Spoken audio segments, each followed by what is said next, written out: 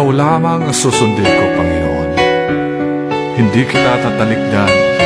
Hindi ko malilimutan ang lahat ng kabutihan mo.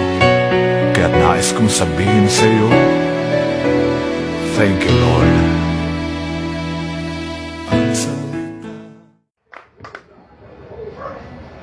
Brethren, ating pong tunghayan ang mabuting balita ng ating pagsasalu-saluhan. Ito po'y hahanguin sa Ebanghelyo ayon kay San Lucas, ang kabanatay 2, simula sa talatang 22 hanggang 40. The Gospel of our Lord Jesus Christ according to St. Luke chapter 2, verses 22 to 40. Nakuha na po. Hindi pa ibibiglang pa. At ganito po ang mababasa sa wikang Ingles. When the time of their purification, according to the law of Moses, had been completed, Joseph and Mary took him to Jerusalem to present him to the Lord. As it is written in the law of the Lord, every firstborn male is to be consecrated to the Lord, and to offer a sacrifice in keeping with what is said in the law of the Lord, a pair of doves or 2 young pigeons. Now there was a man in Jerusalem called Simeon, who was righteous and devout. He was waiting for the consolation of Israel, and the Holy Spirit was upon him, and had been revealed to him by the Holy Spirit that he would not die before he had seen the Lord's Christ. Moved by the Spirit, he went into the temple courts. When the parents brought in the child Jesus to do for him what the custom of the law required, Simeon took him with his arms and praised God, saying, Sovereign Lord, as you have promised, you now dismiss your servant in peace. For my eyes have seen your salvation, which you have prepared in the sight of all people, a light for revelation to the Gentiles, and for glory to your people Israel. The child's father and mother marveled at what was said about him. Then Simeon blessed them and said to Mary his mother, This child is destined to cause the falling and rising of many in Israel, and to be a sign that will be spoken against, so that the thoughts of many hearts will be revealed, and a sword will pierce your own soul too. There was also a prophetess, Anna, the daughter of Phanuel of the tribe of Asher. She was very old.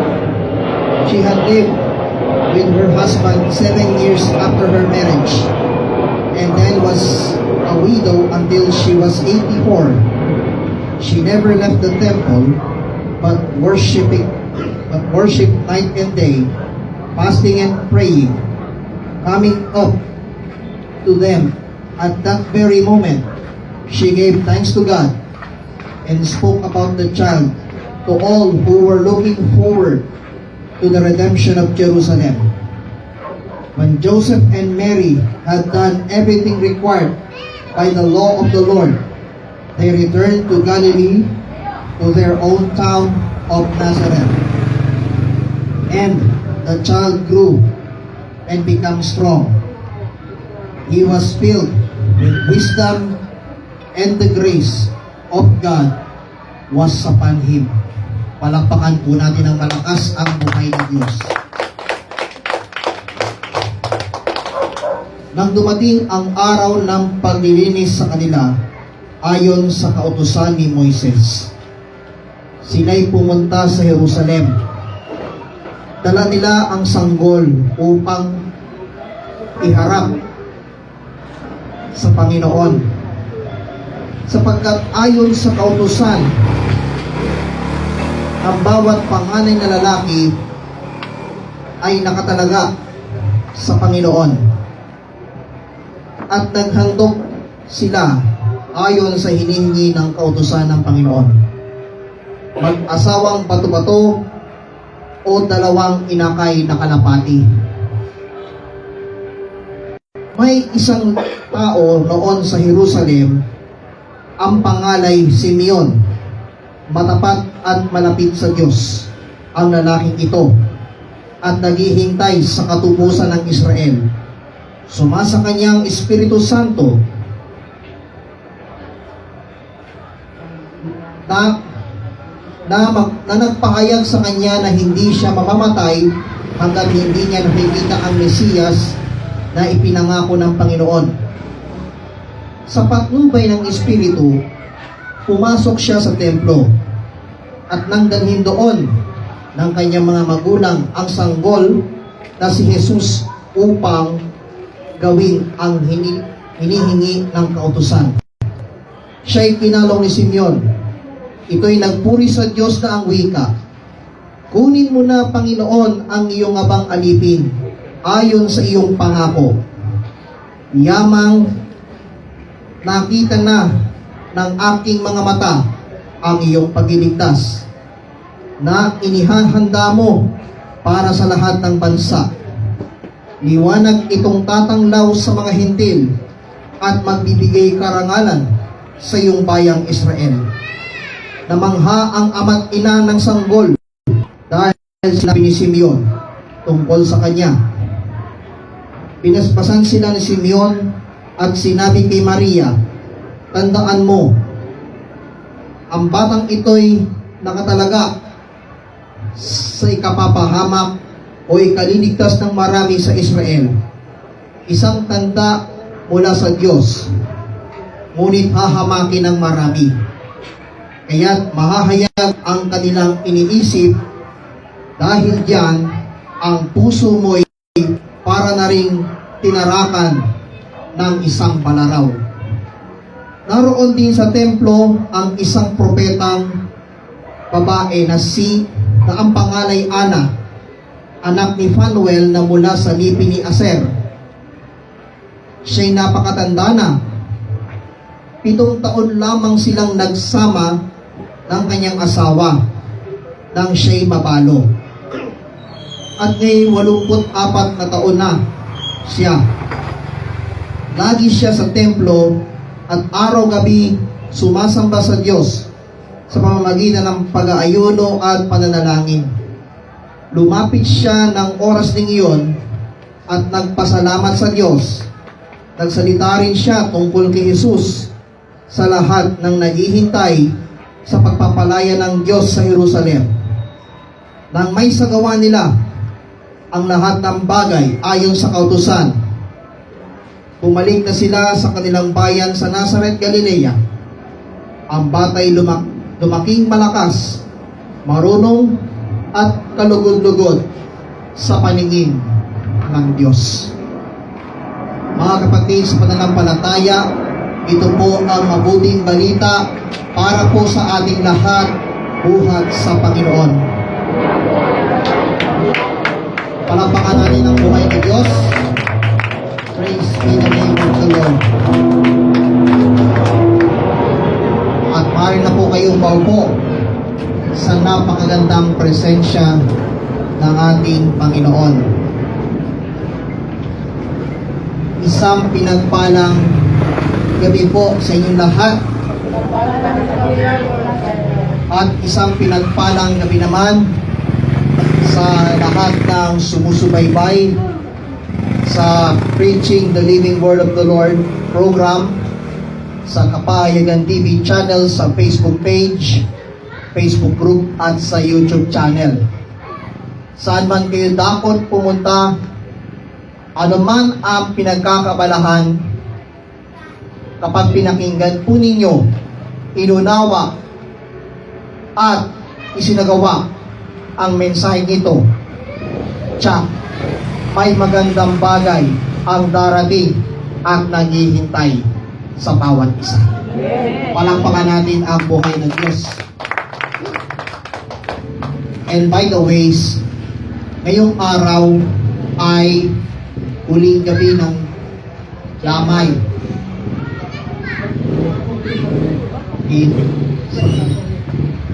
So, bukas po, right after ng misa sa umaga, sa Tampanang Kawayan, dadalhin ang mga labi ni Sister Susan Magsaling sa kanyang hometown sa Candelaria, Quezon.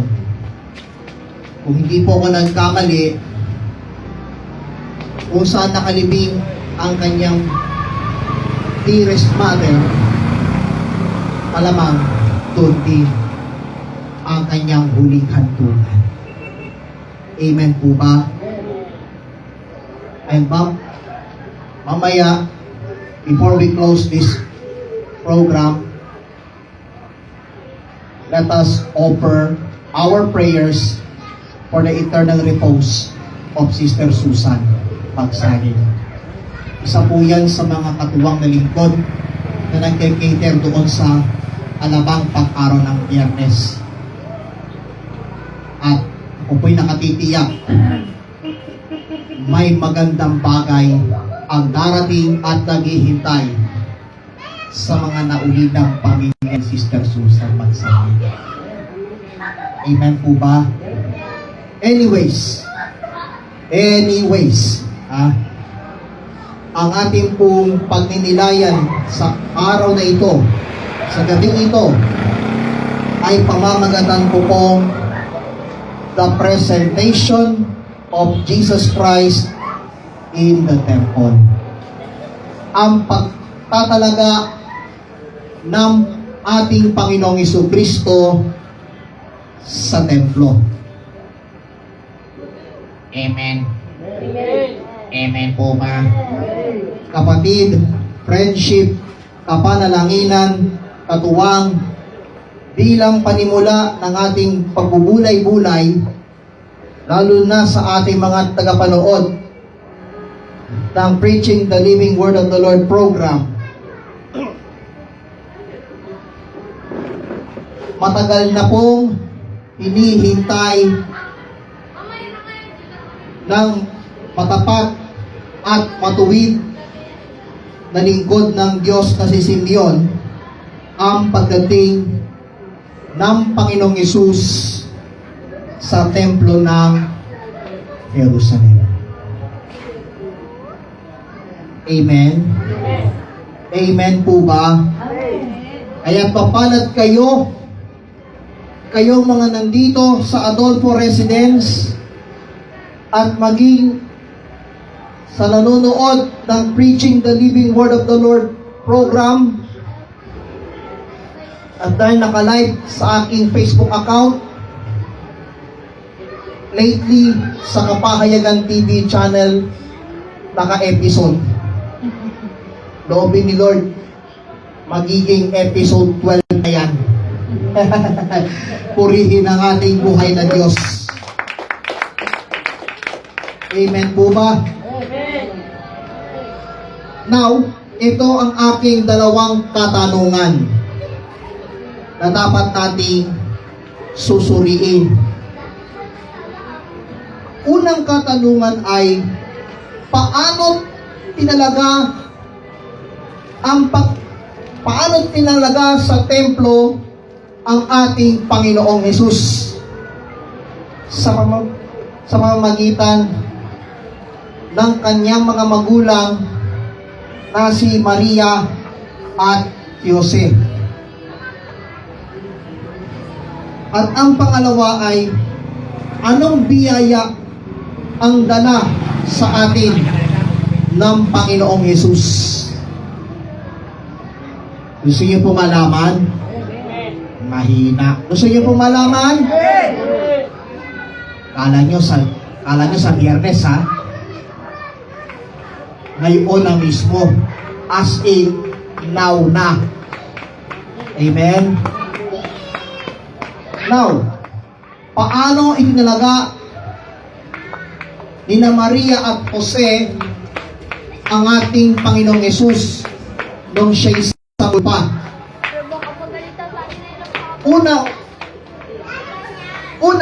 Unang-una, dinala ni na Jose at Maria sa templo para sumunod sa kaugalian ng mga taong pinanganganak. Amen. Amen po ba? Kapatid, friendship, katuwang, kapanalaginan, bato-bato sa langit ang tatamaan sa mensahe kapahayagan ni Yahweh El Shaddai.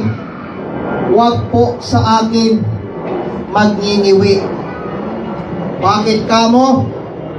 Sapagkat ang pikon ay siguradong ang hina. Siguradong, and speaking of talo, sabi ni Edo Manzano, you are the weakest man. Goodbye. Purihin natin si Yahweh El Shaddai ng malakas. So, paano tinalaga sa templo ang Panginoong Yesus? Una, sabi ng Luke chapter 2 verse 22 and 23, ganito po ang sinabi. Nang dumating ang araw ng paglilinis sa kanila ayon sa kautusan ni Moises, sila'y pumunta sa Jerusalem. Dala nila ang sanggol upang iharap sa Panginoon, sapagkat ayon sa kautusan, ang bawat panganay na lalaki ay nakatalaga sa Panginoon. Yung amen nyo parang lupay-pay na. Palakpakan natin ang buhay ng Diyos. Alam nyo po, yung mga coronavirus na yan, for your information, yan ang nagpapasalot sa ating bansa. Amen? Kaya maganda po, para hindi tayo kapitan ng coronavirus na yan, sabi ng awit 91, talatang 2, makapagsasabi sa kanyang Panginoon, muugkat tahanan, ikaw ang aking Diyos, ang Diyos na tangi kong pinagtiwalaan. Anong klaseng amen yan? Palakpakan natin ang Panginoon. At ano ang sabi ng aklat ng Levitiko? Aklat ng Levitiko, 12 kabanata, talatang 8. Ano po ang sinabi? Kung hindi niya kayang maghandog ng tupa, kukuha siya ng 2 pato-pato o 2 pikson. Ang isa'y handog na susunugin at handog para sa kasalanan ang isa. Matapos handog ng saserdote para sa ina, ito'y ituturing na malinis. Sabihin niyo salitang malinis. Ang sabi daw ng DOH, para di tayo makahawa sa coronavirus, maghugas ng kamay, maglagay ng alcohol, etc. etc. Marami nang ititira. Kala niya, di ko sasabihin ha. So kapatid, friendship, kapanalangnan, katuwang, close up dito sa FB Live na ito. Kapatid, friendship, kapanalangnan, katuwang. Siguro sasabihin ng nanonood sa ating broadcast na ito, nakakasino naman paano nakita yung gwapo kong mukha. Kung mukha ko against the light, huwag mo na intindihin. Huwag mong intindihin yung against the light na yan.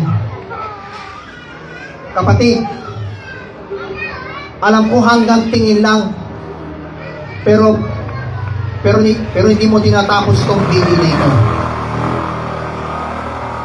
Siguro,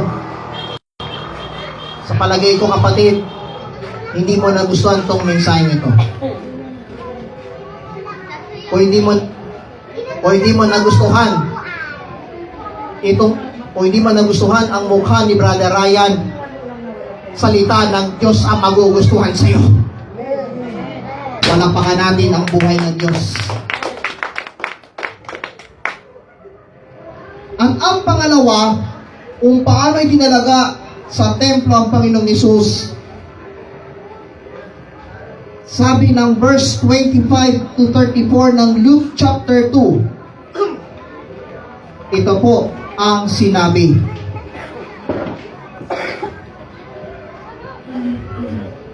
May isang tao noon sa Jerusalem na ang pangalan ay Simeon. Matapat at malapit sa Diyos ang lalaking ito at naghihintay sa katubusan ng Israel. Sumasa kanya ang Espiritu Santo na nagpahayag sa kanya na hindi siya mamamatay hanggat hindi niya nakikita ang Mesiyas na ipinangako ng Panginoon. Sa patnubay ng Espiritu, pumasok siya sa templo at nang dalhin doon ng kanyang mga magulang ang sanggol na si Jesus upang gawin ang hinihingi ng kautusan. At siya'y kinalong ni Simeon. Ito'y nagpuri sa Diyos na ang wika, "Kunin mo na, Panginoon, ang iyong abang alipin ayon sa iyong pangako. Yamang nakita na ng aking mga mata ang iyong pagliligtas na inihanda mo para sa lahat ng bansa. Liwanag itong tatanglaw sa mga hintil at magbibigay karangalan sa iyong bayang Israel." Namangha ang ama't ina ng sanggol dahil sa sinabi ni Simeon tungkol sa kanya. Pinaspasan sila ni Simeon at sinabi, "Tandaan mo, ang batang ito'y nakatalaga sa kapapahamak o ikaliligtas ng marami sa Israel. Isang tanda mula sa Diyos." Ang ibig sabihin nito,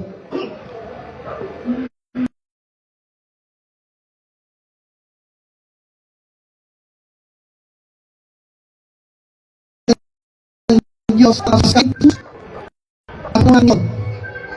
ito'y ginagawa ng mga kaparian o ng mga obispo,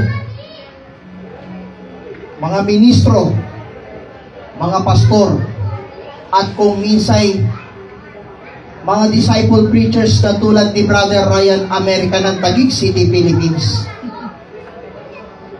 na nag-pray over minsan sa cellphone, minsan sa mga prayer meeting na pinupuntahan.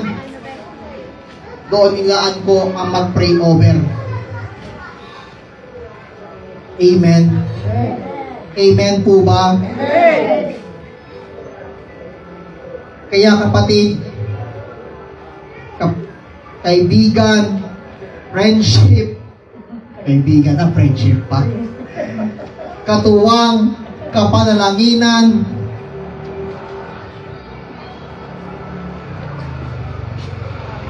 pinaka-the best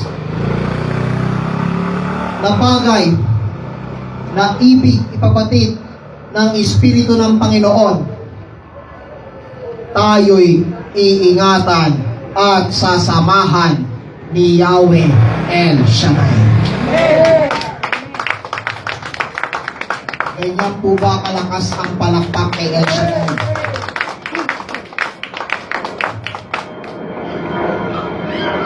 Kapatid, friendship, katuwang, kapanalanginan, at maging kayong mga naaabot ng tinig na ito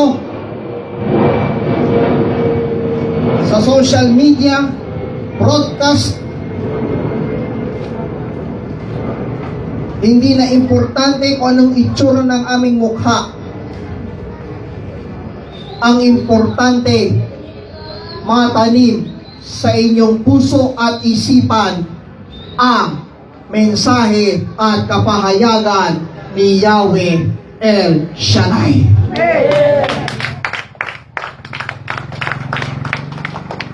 Amen. Amen po, ma. So tandaan po natin paano tinalaga ni Maria at ni Jose si Jesus. Una, dinala niya sa templo para sumunod sa kaugalian ng mga taong pinanganganak. At pangalawa, nilapit niya sa taong tinalaga ng Diyos para magbasbas sa ating Panginoon. Ngayon, anong biyaya ang dala ng ating Panginoong Hesus sa kasalukuyan at sa mga darating na henerasyon? Ang unang biyaya na dala ng ating Panginoong Hesus sa ating kapanahunan, sabi ng verse 34 ng Luke chapter 2, pinaspasan sila ni Simeon at sinabi kay Maria, tandaan mo, ang batang ito'y nakatalaga sa ikapapahamak o ikaliligtas ng marami sa Israel.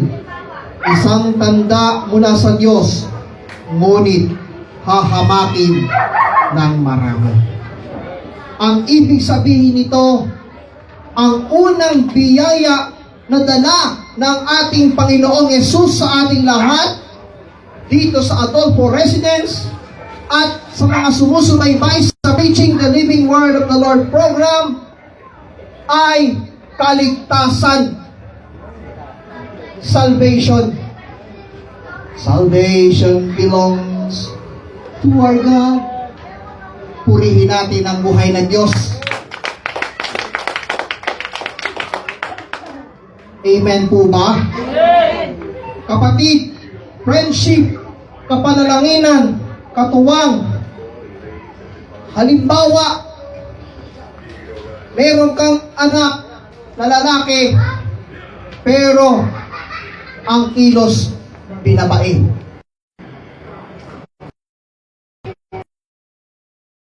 Ang tatay, hindi lang basta inapi, nilublob sa isang batsyang tubig, o isang balde, o isang drum.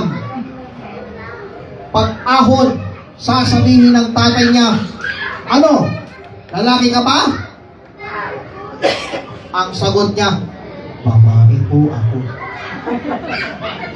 Hindi tumalab. Lublog na naman sa tubig. Pag-ahon, sasabihin, ano, lalaki ka? Sabi ng anak niya, babae po ako. Hindi pa rin tumalab. Biglang lublog na naman sa balde. Sa drum, isang drum ng tubig. Halos ngungut-ngut. Pag-ahon, sasabihin, ano, lalaki ka? Anong sagot ng anak niya? Ako'y isang sirena. Kapatid, friendship, katuwang, kapanalanginan. Kahit ilublog mo pa sa isang drum ng tubig, magbabago yan. Subalit kapag nilapit mo kay Kristo, pinakinggan mo ang mensahe niya, hindi lublub ang gagawin sa Kanya.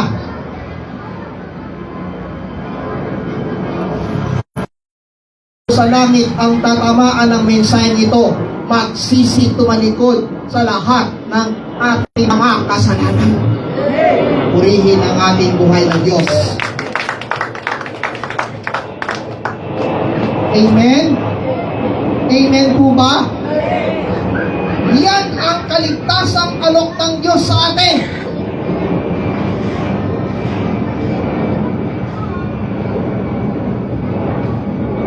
Ang siyang biyayang dala ng ating Panginoong Hesus. Amen. Amen po ba? Ang pangalawa,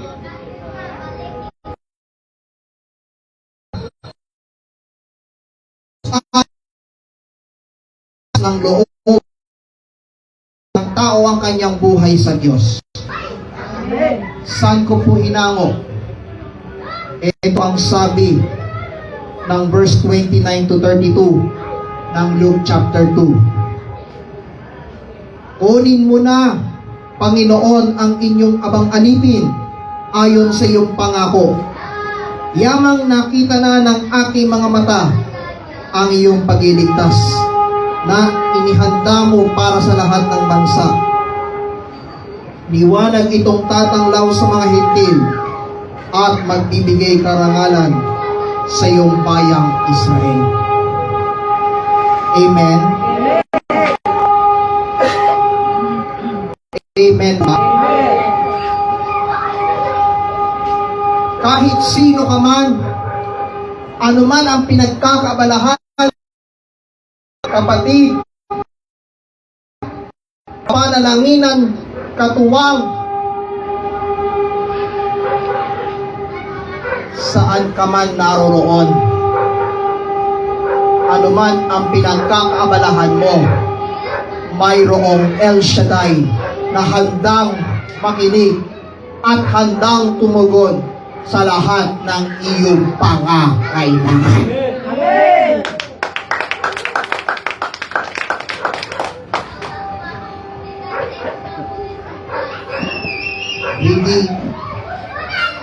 Hindi importante yung ingay ng tren.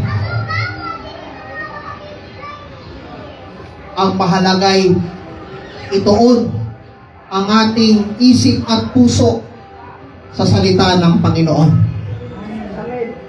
Amen po ba? Kaya't mahalaga po itong mensaheng ito. Unang biyayang dala ng Panginoong Hesus ay kaligtasan. Pangalawang biyayang dala ng Panginoong Hesus, lakas ng loob para ibigay ng tao ang kanyang buhay sa Diyos. And last but not the least, ang pinakaaabang ng lahat, finally, ang pangatlo't huling biyayang dala ng ating Panginoong Hesus sa kasalukuyang ito, matutong magpasalamat. Amen. Saan po hinamo? Luke chapter 2 verse 37 and 38.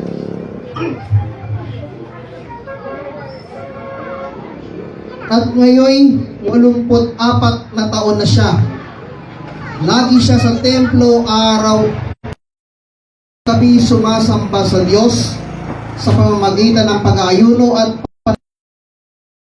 lumapit siya ng oras din iyon at nagpasalamat sa Diyos.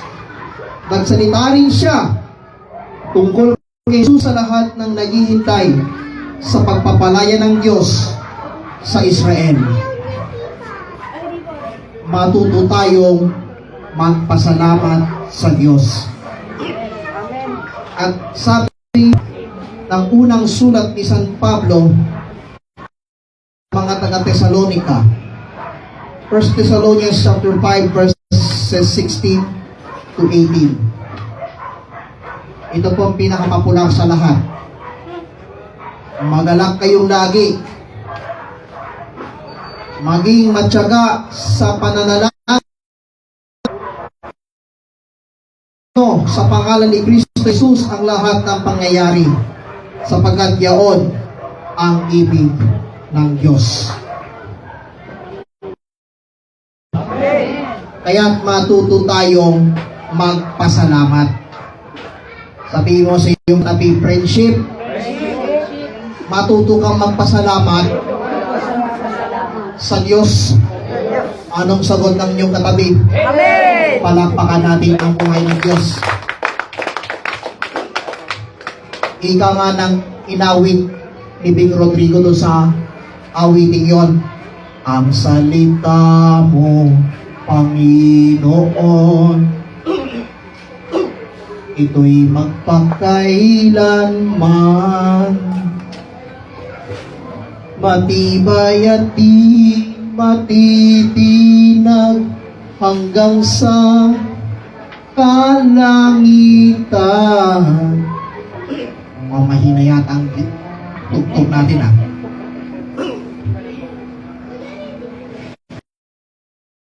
Taglay mong katapatan, kailan may di magbabago.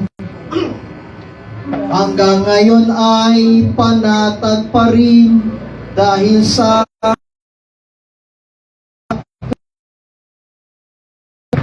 Amen po ba? Ako'y iyo lamang, sa iyo ang buhay ko. Susundin kang tunay, di ka tatalikdan, di ka limutan. Ang tanging handog ko ay sabihin sa iyo, thank you, Lord. Palakpakan natin ang buhay ng Diyos. Matuto tayong magpasalamat sapagkat yun ang biyayang dala ng Panginoong Hesus sa kasalukuyan. Amen. Amen po ba? At bilang pagtatapos ng pagninilay nito, inaanyayahan ko po kayong tumayo.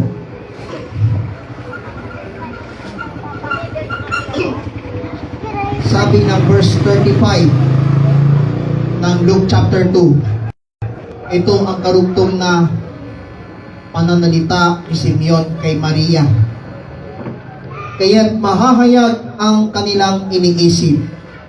Dahil diyan, ang puso mo'y para na ring tinarangan ng isang panaraw.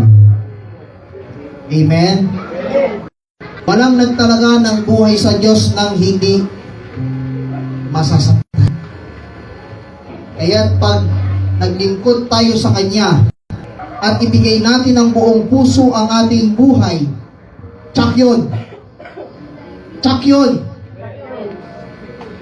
Maghihirap ang kalooban. Kaya dapat tayo'y humanda katulad ng ating inang birheng si Maria.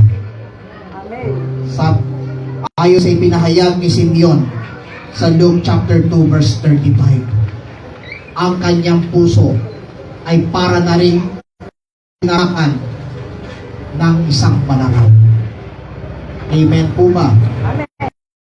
Yang kay buti ng ating Panginoon at nagtatapat sa habang panahon.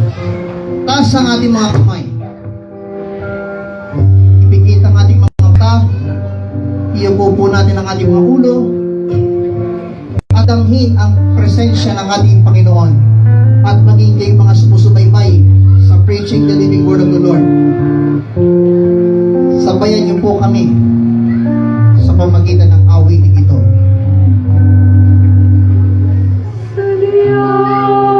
Kay buti ng ating Panginoon.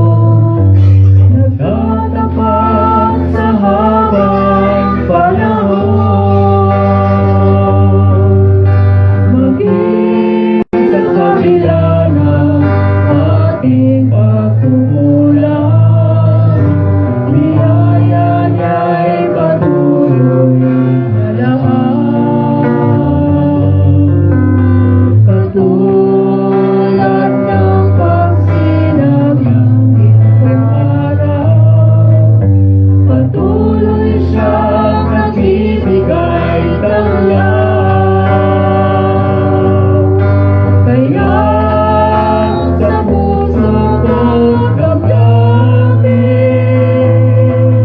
kalapatan niya'y aking pupurihin.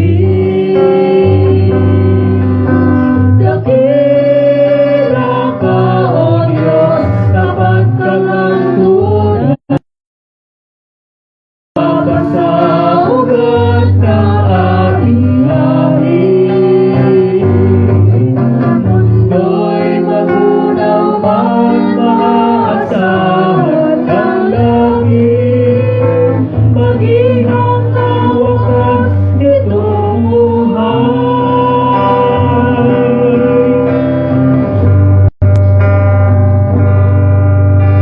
Kaya, O Diyos, Ika'y aking pupurihin, sa buong mundo'y aking aawitin.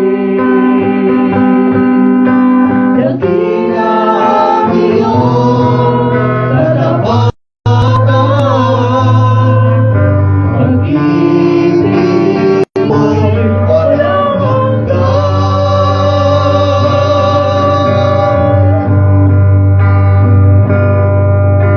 Dakila ka, O Diyos, tapat kang anggunan, magwala ka sa ugat ng aming langit. Mundo'y maunaw man, maaasahan ng langit, maging hanggang wakas nitong buhay. Dakila ka, O Diyos, sa habang panahon, katapatan mo'y matibay na sandigan. Sa bawat pighati, tagumpay man ay naroon. Tuyan ang pag-asa kung kailan ay hinahon. Pag-ibig mo'y alay sa'kin, noon hanggang ngayon. Dakila ka, O Diyos.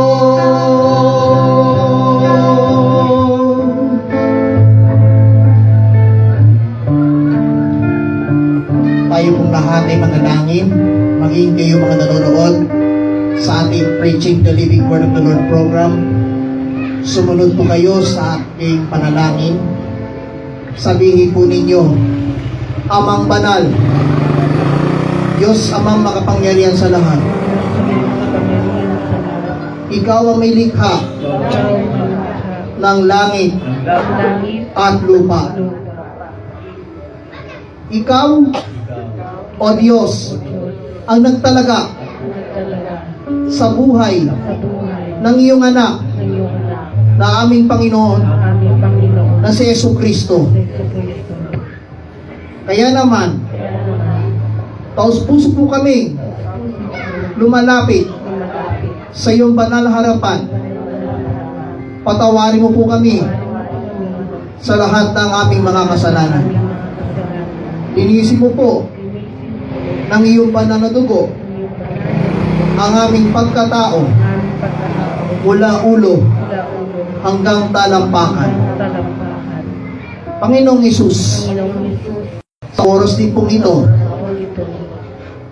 kami po ay taos puso nagpapasalamat sa iyong kadakilaan at katapatan sa aming lahat.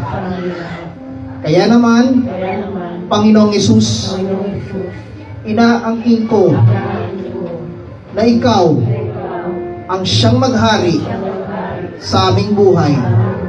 At tinatanggap ka namin bilang aming Panginoon at tagapagligtas ng aming buhay.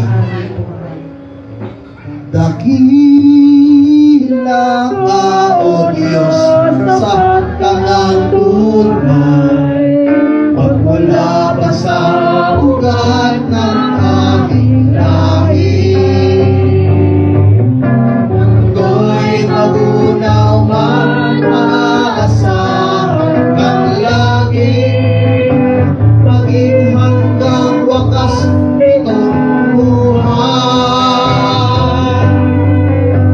Dakila ka, O Diyos, sa habang panahon, katapanan mo'y matibay na sandigan. Sa bawat pinmating, tagumpay man ay naroon. Daluyan ang pag-asa kung kailangan hinahon. Pag-ibig mo'y alay sa amin noon hanggang ngayon. Dakila ka, O Diyos.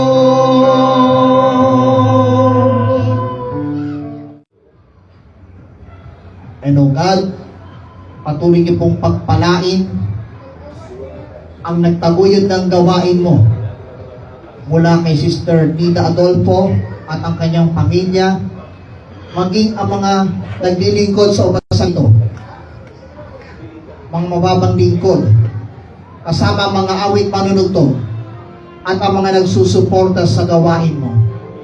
Kasama yung mga nanonood sa broadcast na ito ng Preaching the Living Word of the Lord sa social media. Patuloy niyo po silang pagpalain at inyo pong sundan ng iyong mga tanda, himala, kababalaghan, kapangyarihan, at walang humpay na pagpapala. Salamat sa mensahe tungkol sa pagtatalaga ng Panginoon sa Jerusalem. Ito ang aming sawat na langit sa ngalan ng aming Panginoong Hesus. Say Amen. Amen. Say Amen. Amen. Taas ang iyong mga daladalahan together with your prayer requests and tithes and offerings at ating idulog upang paspasan ng buhay, banal at makapangyarihang Diyos. Diyos Amang makapangyarihan, narito po ang mga daladalahang itinataas ng aming mga kapatid. Inyo pong basbasan ang mga handbags, wallets, Biblia, lahat ng mga hawak na kanilang tinataas.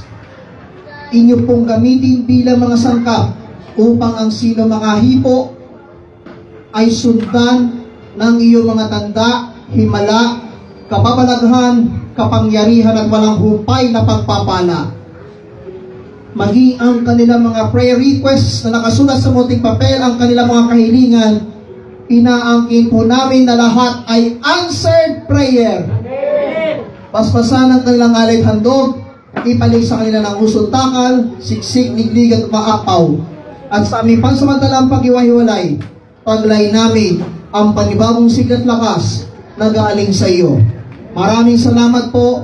Ito po ang aming samot dalangin kaysa ng panalangin ng aming Inang Birhen si Maria at ang lahat ng mga anghel at mga banal sa langit sa pangalan ng aming Panginoong Hesus kasama ng Espiritu Santo kaysa mong nabubuhay at nagahari noon ngayon pagpakailanman magpa sa walang hanggan. Say Amen.